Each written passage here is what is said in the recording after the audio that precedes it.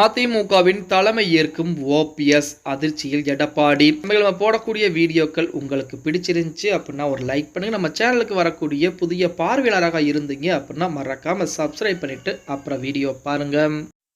ஆனால் ஓபிஎஸ் அவர்களை பொறுத்த வரைக்கும் தற்போது அடுத்த கட்ட வேலைகளில் இறங்கி இருக்கிறார். அதாவது ஒரு புறத்திலே சசிகலா அம்மையார் 2026க்குள் அதிமுகவை ஒன்றிணைத்து விடுவேன் அப்படின்னு சொல்லி சுற்றுப்பயணம் போயிட்டு இருக்காங்க. இன்னொரு புறத்திலே நமது ஓபிஎஸ் அவர்களை பொறுத்த வரைக்கும் நீங்க எடுத்துக்கிட்டீங்க அப்படின்னா அதிமுக கண்டிப்பாக ஒன்றிணைய வேண்டும். அந்த ஒன்றிணைப்பின் மூலமாக எடப்பாடி பழனிசாமி கீழே இறங்க வேண்டும். ஏன்னா எடப்பாடி பழனிசாமி அவர்கள் தான் இவ்வளவு வேலைப்பாடுகளுக்கும் காரணமாக இருக்கிறார். இப்ப அதிமுக 2-3 துண்டுகளாக பிரிந்ததற்குமே எடப்பாடி பழனிசாமி அவர்கள் தான் மிக ஒரு முக்கியமான காரணமாக இருக்கிறார் அப்படிங்கிற தகவல் நம்ம அனைவருக்கும் தெரிந்த ஒரு தகவல் தான். இப்ப எடப்பாடி பழனிசாமி மட்டும் சரி அதிமுக ஒன்றிணைய வேண்டும், அதிமுக அடுத்து வெற்றி வாய்ப்புகளை பெற வேண்டும் அப்படின்னு நினைத்திருந்தால் கண்டிப்பாக அனைவரையும் ஒன்றிணைத்திருப்பார். ஆனால் அவர்கள் பூரா உள்ளே வந்தால் நம்முடைய செல்வாக்குகள் பாதிக்கப்பட்டு விடுமோ அப்படின்னு சொல்லித்தான் தற்போது எடப்பாடி பழனிசாமி இந்த மாதிரி வேலைப்பாடுகளை பார்த்துக் கொண்டிருக்கிறார்.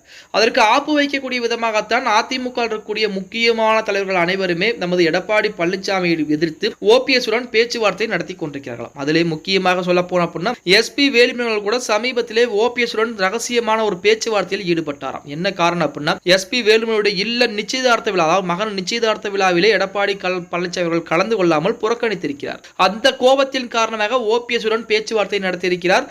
அந்த பேச்சுவார்த்தையின் மூலமாக புதிய அணியை உருவாக்கக்கூடிய திட்டங்கள் புறம் நிறைவேற்றிக் கொண்டிருப்பதாகத்தான் தகவலானது வெளியாகி கொண்டிருக்கிறது.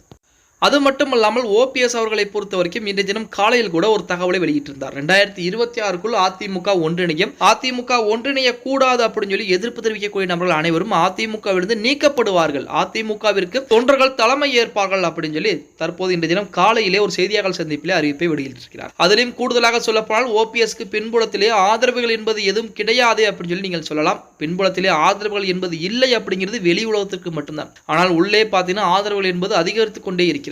இப்ப நமது அண்ணன் கூபா கிருஷ்ணன் ஆகட்டும், அதே போல புகழேந்தி ஆகட்டும், வைத்தியலிங்கம் ஆகட்டும், இந்த மாதிரி பூராமே பிரிந்து வந்து தனி அணியை உருவாக்கி இருக்கிறாங்க. அது அனைத்துமே மிகப்பெரிய ஒரு மாஸ்டர் திட்டம் என்பது போடப்பட்டு அந்த திட்டத்தின் மூலமாகத்தான் இவர்கள் அனைவருமே ஓபிஎஸ்ஐ விட்டு பிரிந்திருக்கிறார்களாம். அதுவுமே மிக விரைவாகவே, அதுவும் ஓபிஎஸ் சொல்லக்கூடிய வார்த்தைகளுக்கு கட்டுப்பட்டு தான் இன்று வரைக்கும் அவர்கள் செயல்பட்டு கொண்டிருக்கிறார்கள் அப்படின்னு கூட சொல்ல. இப்படிப்பட்ட சூழலில் எடப்பாடி பழனிசாமிக்கு எதிராக அதிமுகவிலே 2-3 அணிகள் புதிதாக உருவாகி கொண்டிருக்கிறது. ஒரு புறத்திலே நமது எஸ்பி வேலுமணி ஆகட்டும், தங்கமணி ஆகட்டும், செங்கோட்டையன் ஆகட்டும், இந்த மாணவர்கள் பூராமே எடப்பாடி பழனிசாமிக்கு எதிராக வேலைகளை பார்க்க ஆரம்பிச்சிருக்காங்க. அதுவும் 2026க்குள் கண்டிப்பாக அதிமுக ஒன்றிணையவில்லை என்றால் இவர்கள் அனைவரும் ஓபிஎஸ்ஸின் தலைமை ஏற்பதற்கு தயாராக கொண்டிருக்கிறார்கள் அப்படின்னு சொல்லி ஒரு தகவலுமே தற்போது வெளியாகி இருக்கிறது அப்படின்னு கூட சொல்லலாம். ஓகே गाइस, வீடியோ பிடிச்சிருந்தா மறக்காம ஒரு லைக் பண்ணி விட்டுருங்க.